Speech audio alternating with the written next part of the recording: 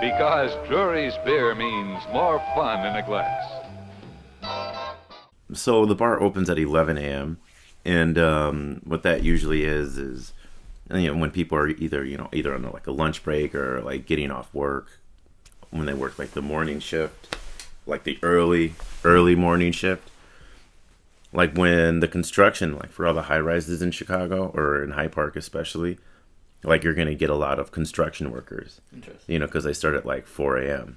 And then they get off at like noon, and then that's like prime rush hour. But for some reason, what they decide to do is, just go to a bar and drink until traffic dies down. But they drink a lot. These construction workers. Oh, yeah. I think the people that I would say make it a lot harder for me to kind of do my job are like the people with like a false sense of privilege. So like, let's say if I'm at the other end of the bar and a person snaps their fingers, it's like, oh, don't, repeated customers, and like the amount that they drink, the reason why they drink, it's like, I love you, but like, I don't want to see you every day, and they literally walk into that door for vice. I can't be like this sort of guiding light. I'm not their life coach. I'm a bartender. The job is to give them a beer if they ask for it. Are there people you've seen every day you've been there? Yeah. Really? Oh yeah, every day. Every day. I mean, half the people that fill both rooms are there every day. Really? Yeah. It's that kind of bar. Yeah. It's like a second home to something. Yeah. People come and they don't stay for like hours. Some people stay the whole shift. You'll see your people that are in or out, the one and dones.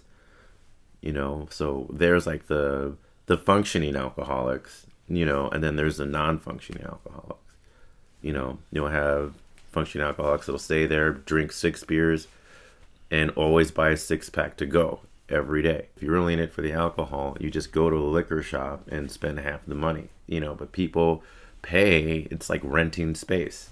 People pay for that space, right? To be there.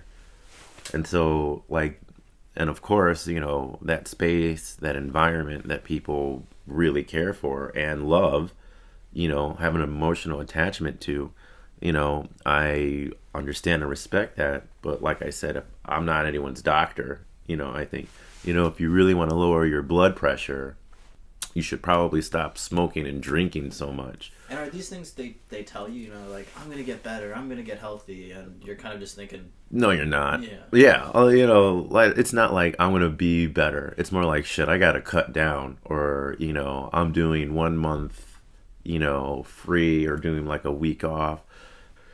Well, it's interesting. I think there are bars that, they become a different bar every night. Uh-huh. And I think you'll have different people, different this, it's a different environment. Like, right. It goes to the Cove where it's like, that place could have been the same for 20 years. Yeah, it's the same. It's the same. It's going to be the same when you walk in. Right. To like what extent? And I think nobody wants it to change. No, it's like just leave that there. Right. It's like we're not changing a single light bulb. We're not gonna put up one new sign. That fish has been here for 30 years. I'm like, look, dude. Like, I know everyone wants to be creative, but just shut the fuck up and drink your beer. Right. That's it. It's great that you want to pump new ideas and creativity into the community, but at the same time, you don't have to do that. Nobody asked you to do that. You should just shut the fuck up. Or what do people complain about? Oh, everything. The smell, the carpet, the bathroom, the beer selection, the paint job, the fucking, the tables, the games, like fucking everything, so it's, I'm like, send them an email.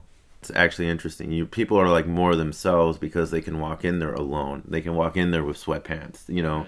They can walk in there, like in pajamas, and no one's gonna give a shit. All right. Well, I think it's interesting. Like, I've walked in there before, and not even got a drink, and just sat in the back and just been like, nobody seems to care. Like, nobody's called me out for it. Yeah, nobody really cares. Right. Yeah. As long as I'm not annoying them or something.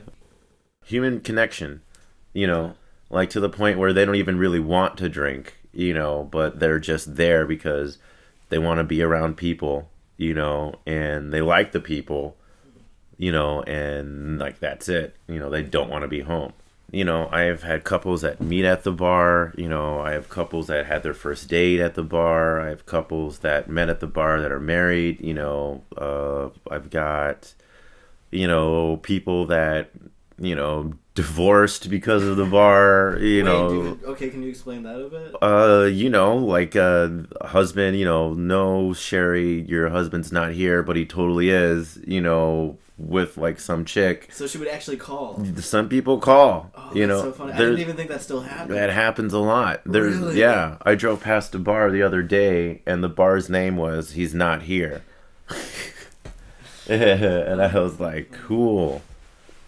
Yeah, and so like it said, it's it's a wretched place of scum and villainy, but at the same time, it's a playground and like a wonderland. I think is like a really nice metaphor. And kind of just going back to the University vibe, are there any professors you've kind of encountered that stand out in your mind? Oh man, yeah, a few. And one just drinks. When she comes in, like I know she's had like a bad day. Or sometimes I'll have professors that'll drink before class. Really? Yeah, because it's like, all right, fuck. And I understand that. It was like, we're all adults here, do what you gotta do, Like, again, it's not my place, like, hey, you can't, not my place. But at the same time, if it works for you, it works for you, you make it work. And then, there's the people that, that don't talk about what they do, and that's kind of like a flag, Like, I know that they're cops, and people will ask, what do you do? And people are like, I work for the city. Because they know the line of questioning that's going to come with telling somebody what they do. And a lot of it, is they want to forget. People have told me stories about life or death, like firefighters telling me about, the flesh that are hanging off of people's bones, that they find. Oh, Blind Robert? Blind Robert is a old Brazilian carpenter with cataracts. Always played guitar and always preferred the Spanish sort of genre. So he has a Spanish steel string guitar. It's beautiful, and when he's sober, he plays wonderfully.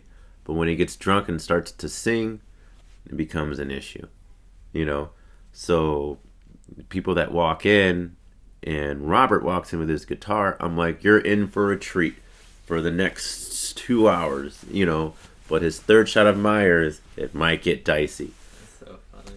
Yeah. How often does he come in? Every day. How blind is he? Is he completely blind? He's getting blinder. Okay. And so, like, we catch him, like, yeah, you're not that blind, asshole. Like, we'll, like, he'll comment on the color of, like, the light that's coming through the blinds, and he'll be, like, over there. And I was like, yeah, so much for being blind. Like, how can you describe that? And he was like, I know the time of day and I know how it looks because at one time I did see it, and I know where it is, That's so funny. Yeah.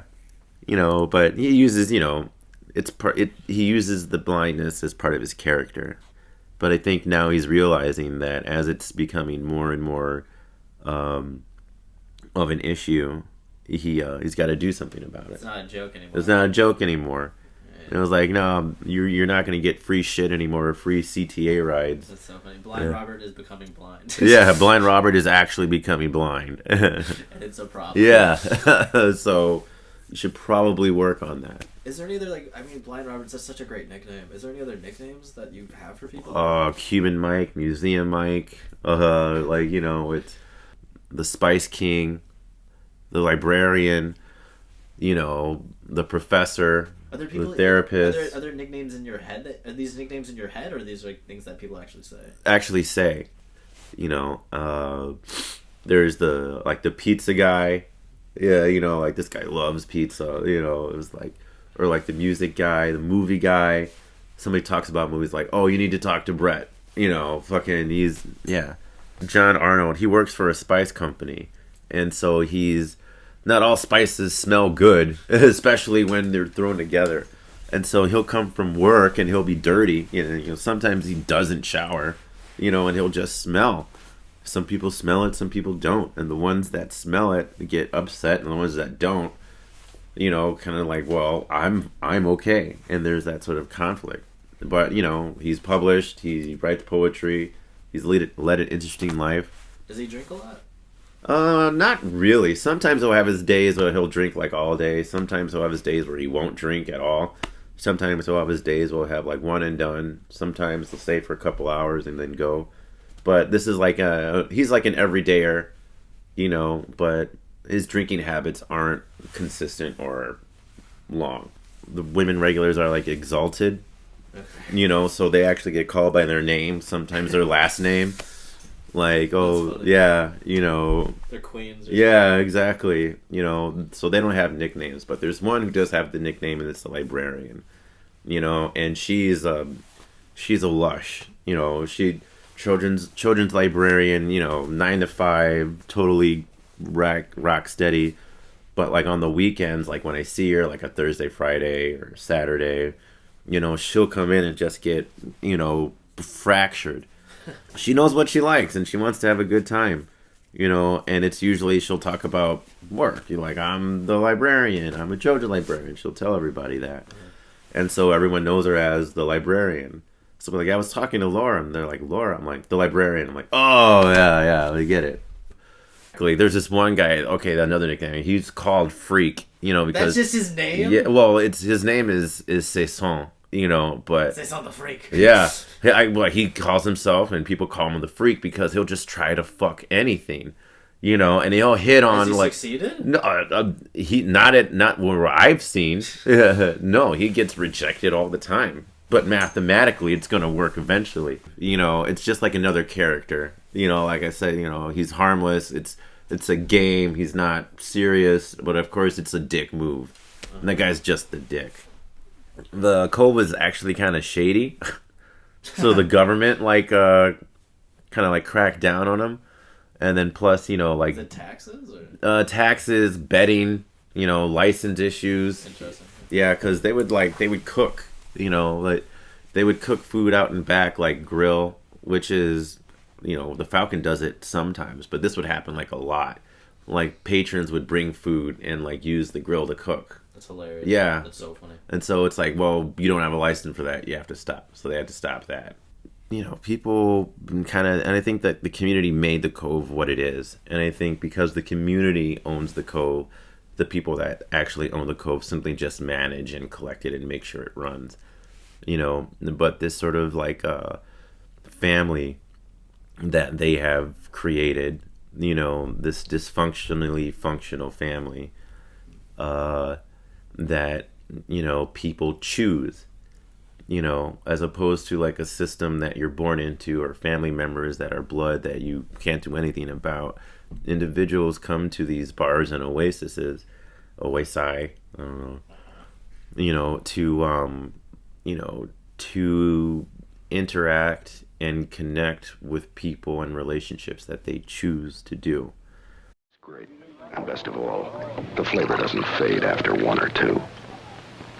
Time passes and your last one tastes just as good as the first. It's closing time now, and Bob takes time out. For a Schaefer, of course. Schaefer, the one beer to have when you're having more than one.